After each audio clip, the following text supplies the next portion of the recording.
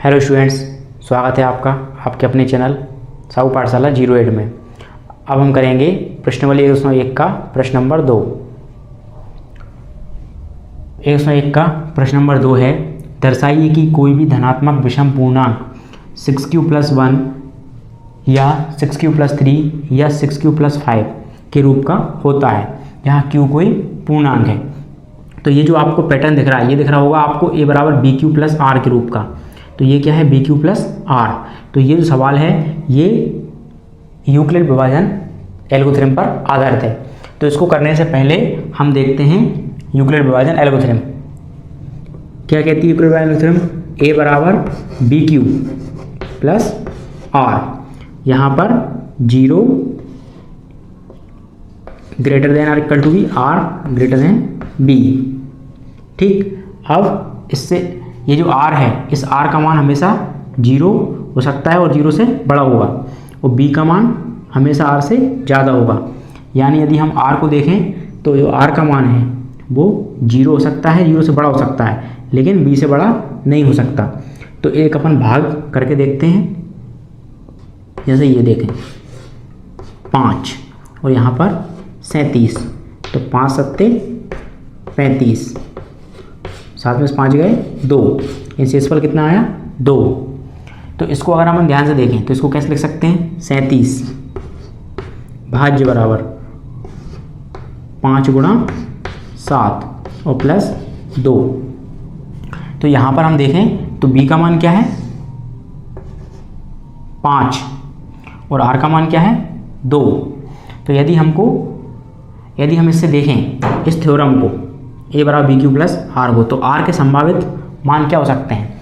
r का मान क्या हो सकता है, r का मान 0 हो सकता है, 1 हो सकता है, 2 हो सकता है, 3 हो सकता है और 4 हो सकता है, लेकिन 5 नहीं हो सकता, क्योंकि r का जो मान है वो b से हमेशा छोटा होता है। तो और b का मान कितना है 5। तो r के संभावित मान हो जाएंगे 0, 1, 2, 3 और 4, क्योंकि अगर 5 आ जाएगा तो फिर उसमें वो 5 से डिवाइड ही हो जाएगा, फिर उसमें 5 का भाग चला जाएगा। इसलिए इसके जो शेषफल आएगा वो क्या आ सकता है 0, 1, 2, 3 और 4। r के संभावित मान ये हो सकते हैं इस थ्योरम के अनुसार। तो अब इसी का प्रयोग करके हम इस सवाल को करेंगे। दर्शाइए कि कोई भी धनात्मक विषम पूर्णांक 6q+1 या 6q+3 या 6q+5 के रूप का होता है, यहाँ q कोई पूर्णांक है। देखिए अब माना कि a कोई धनात्मक विषम पूर्णांक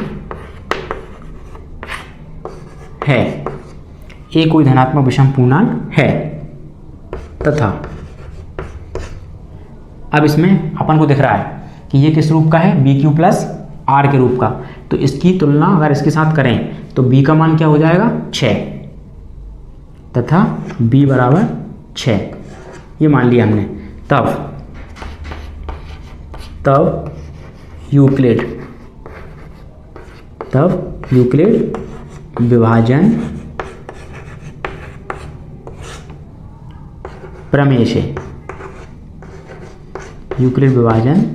प्रमेय से क्या हो जाएगा, a बराबर bq+r। इसमें मान रख दो, a तो a रहेगा, b का मान क्या जाएगा 6, तो ये हो जाएगा 6q+r, जहाँ r के मान क्या हो सकते हैं। देखो r का मान b, ये क्या है b से हमेशा छोटा होगा और शुरू कहाँ हो सकता है 0 से। तो r के संभावित मान हो जाएंगे 0, 1, 2, 3, 4 और 5। ये होंगे r के संभावित मान, क्योंकि इसका मान b से, ये लिखा है अपन ने, r का जो मान है वो b से हमेशा छोटा होता है। तो b यहाँ पे कौन है, ये b क्या है 6, तो 6 से छोटा होगा। तो 0, 1, 2, 3, 4, 5 ये r के संभावित मान है। जब r के इतने सारे मान हैं तो a के भी संभावित मान होंगे। तो हम लिख सकते हैं अतः अब ए के संभावित मान, ए के संभावित मान, ए के संभावित मान हो जाएंगे आपके क्रम से सभी मानों को इनको एक एक करके रखते जाएंगे। तो आ जाएगा आपका, यहाँ से देखें तो 6q प्लस आर का मान क्या रख देंगे 0, फिर अगली बार 6q प्लस 1, फिर अगली बार 6q प्लस 2, फिर 6q प्लस 3, फिर 6q प्लस 4 और 6q प्लस 5। 0 1 2 3 4 5 इतने संभावित मान थे आर के। तो इससे ए के संभावित मान हमको ये मिल गए, क्योंकि ए बराबर 6q प्लस आर, इसमें अपन ने आर का मान रख के ये मान निकाल लिए, ये आर के संभावित मान है। अब ये तो अपना रफ था, समझने के लिए बनाया था अपन ने, तो अब इसको हटा सकते हैं अपन। अब इस ए के मान को हम ध्यान से देखें। अतः अब ए के संभावित मान ये हो गए। अब इस ए के मानों को हम ध्यान से देखें तो 6q plus 0, 6q plus 1, 6q plus 2, 6q plus 3, 6q plus 4 और 6q प्लस 5, ये इसके संभावित मान हो गए। अब हमको इनमें से निकालना है धनात्मक विषम पूर्णांक। इनका सॉल्व करने पे आए विषम संख्या। जैसे अगर हम इसको लेते हैं 6q प्लस 0 को, क्योंकि q क्या है एक पूर्णांक, तो इसमें लिख सकते हैं इनमें चूंकि q एक पूर्णांक है,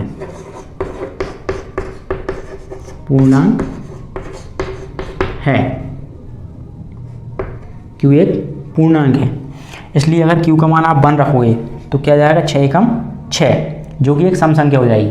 लेकिन क्वेश्चन में क्या बोला है कि धनात्मक विषम पूर्णांक को निकालना है। इसको देखें तो 6q प्लस 1, अगर यहाँ पे अपन रखते हैं q का मान 1 तो 6 एकम 6 और 1 7, तो संख्या कैसी आई विषम, तो इससे विषम संख्या आ रही, तो ये क्या हो जाएगा विषम पूर्णांक। इसको देखें 6 एकम 6 और 2 8, इससे आ रही है सम संख्या, तो ये विषम पूर्णांक नहीं है, ये सम पूर्णांक है। तो हमको इसमें से छांटना है विषम पूर्णांक। तो विषम पूर्णांक कौन कौन से हो जाएंगे, ये हो जाएंगे। अतः क्योंकि q एक पूर्णांक है, अतः धनात्मक विषम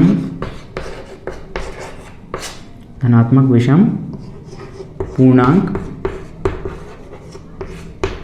कौन कौन से जाएंगे 6q प्लस 1 तथा 6q प्लस 3 और 6q प्लस 5 धनात्मक विषम पूर्णांक 6q प्लस 1 तथा 6q प्लस 3 तथा 6q प्लस 5 के रूप का होता है, के रूप का होता है। ये हो जाएगा आपका हैंड्स प्रूफ इति सिद्धम, ये अपन ने सिद्ध कर दिया। ठीक, एक बार मैं दोबारा समझा देता हूँ। देखिए ये जो आधारित है ये काय पे है, यूक्लिड विभाजन एल्गोरिथम पर आधारित है।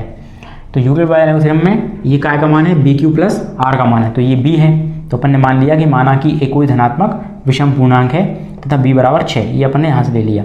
तब यूक्लिड विभाजन फिर में लगा दी, A बराबर BQ प्लस R, तो B का मान 6 रख दिया, तो A बराबर 6Q प्लस R, जहाँ R के संभावित मान कौन कौन हो जाएंगे 0 1 2 3 4 5, क्योंकि R का मान B से हमेशा छोटा होता है। B का मान क्या है 6, तो R का मान 6 से छोटे संभव हैं, 6 से बड़े संभव नहीं है। तो 0 1 2 3 4 5 ये R के संभावित मान हो सकते हैं। तो अब R का मान अपन इसमें रखेंगे तो A के मान मिल जाएंगे। अतः अब A के संभावित मान कौन कौन सा है 6Q, R का मान एक बार अपन ने 0 ले लिया, फिर अगली बार R का मान 1 ले लिया, फिर अगली बार R का मान 2 ले लिया, फिर अगली बार R का मान 3 ले लिया। इस तरीके से पूरे R के मान से अपन ने A के संभावित मान बना लिए। अब इन संभावित मानों में चूंकि Q खुद एक पूर्णांक है, जो Q है वो खुद एक पूर्णांक है, मतलब उसका मान भी 1 2 3 4 5 ऐसा रखा जा सकता है। तो उन मानों को रखकर हम देखेंगे कि इससे हमको सम संख्या प्राप्त हो रही है कि विषम संख्या प्राप्त हो रही है, क्योंकि क्वेश्चन में ऐसा बोला है कि आपको विषम पूर्णांक लेके आना है। तो विषम पूर्णांक कौन कौन से आ रहे हैं वो अपन ले लेंगे। तो 6 + 0 इससे एक सम संख्या प्राप्त हो रही है, इससे विषम संख्या प्राप्त हो रही है। 6 + 2 ये भी एक सम संख्या है। 6 + 3 इससे विषम संख्या प्राप्त होगी, क्योंकि देखो 6 का मान अगर आप q का मान अगर आप 2 रखोगे तो 6 दूनी 12 और 3 15, तो इस पैटर्न से आपको विषम संख्या प्राप्त होगी। तो विषम पूर्णांक छांटना है, तो ये विषम पूर्णांक हो जाएगा, ये विषम पूर्णांक हो जाएगा और ये विषम पूर्णांक हो जाएगा। तो हमने लिख दिया अतः धनात्मक विषम पूर्णांक 6q + 1 तथा 6q + 3 तथा 6q + 5 के रूप का होता है। यही हमको सिद्ध करना था। इस तरीके से हेड्स प्रूफ। अब हम देखेंगे इसका अगला सवाल प्रश्न। अब हम देख रहे हैं प्रश्न नंबर 3, जो है किसी परेड में 616 सदस्यों वाली एक सेना आर्मी की टुकड़ी को 32 सदस्यों वाले एक आर्मी बैंड के पीछे मार्च करना है। दोनों समूह को समान संख्या वाले स्तंभों में मार्च करना है। उन स्तंभों की अधिकतम संख्या क्या है जिसमें वे मार्च कर सकते हैं। तो क्या निकालना है, स्तंभों की अधिकतम संख्या। अधिकतम संख्या यानी उसका मासा यानी कि HCF निकालना है। तो दोनों संख्या ले लेंगे हम, कौन कौन सी, 616 और 32। तो अपन लिख देंगे उन स्तंभों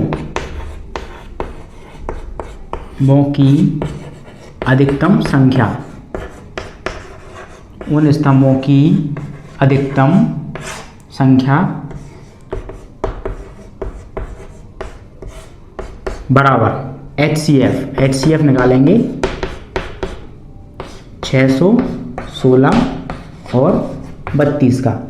उन स्तंभों की अधिकतम संख्या होगी HCF ऑफ 616 और 32, इनका HCF निकल जाएगा तो वो उन स्तंभों की अधिकतम संख्या होगी। तो HCF निकाल सकते हैं अपन यूक्लिड की प्रमेय से।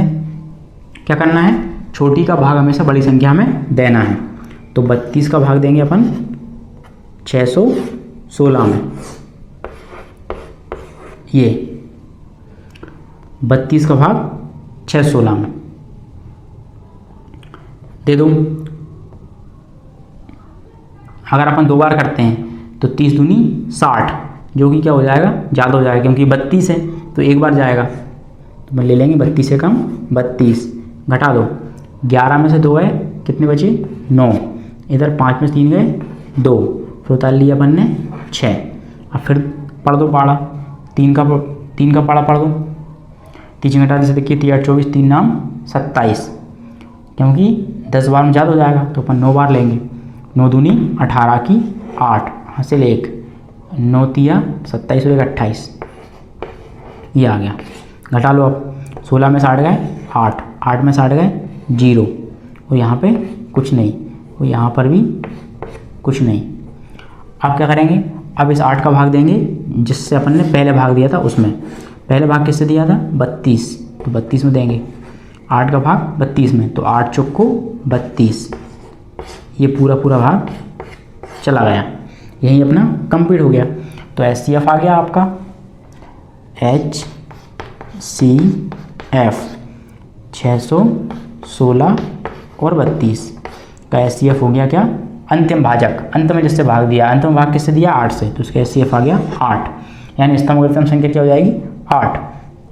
इसको जमा सकते हैं यूक्लिड विभाजन से, जमा कर सकते हैं, इधर पे कर लूँ यूक्लिड विभाजन, यूक्लिड विभाजन प्रमेय से क्या होता है, A बराबर BQ + R। तो चरण बन जाएंगे आपके, चरण 1 में पहला भाग आ जाएगा। पहला भाग क्या है, ये, इसका गुणा इसमें, तो पहले भाज्य ले लेंगे 616 बराबर 32 × 19 + 8, 32 × 19 + 8, ये चरण 1 हो गया। फिर चरण 2 में 32 बराबर 8 × 4, और शेषफल कुछ नहीं है तो 0, शेषफल आ गया 0, क्योंकि भाज्य बराबर भाजक गुणित भागफल प्लस शेषफल। जहाँ शेषफल 0 हो जाए उसी का जो भाजक होता है B, वही क्या हो जाता है आपका HCF। तो चरण 2 से हमको अतः HCF मिल जाएगा। अतः चरण 2 में शेषफल शून्य है। चरण 2 में शेषफल शून्य है, इसलिए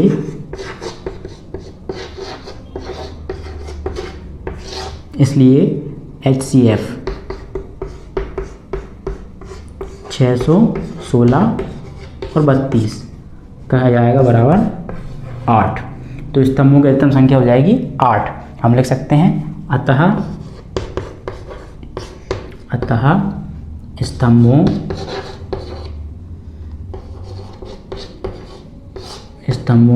की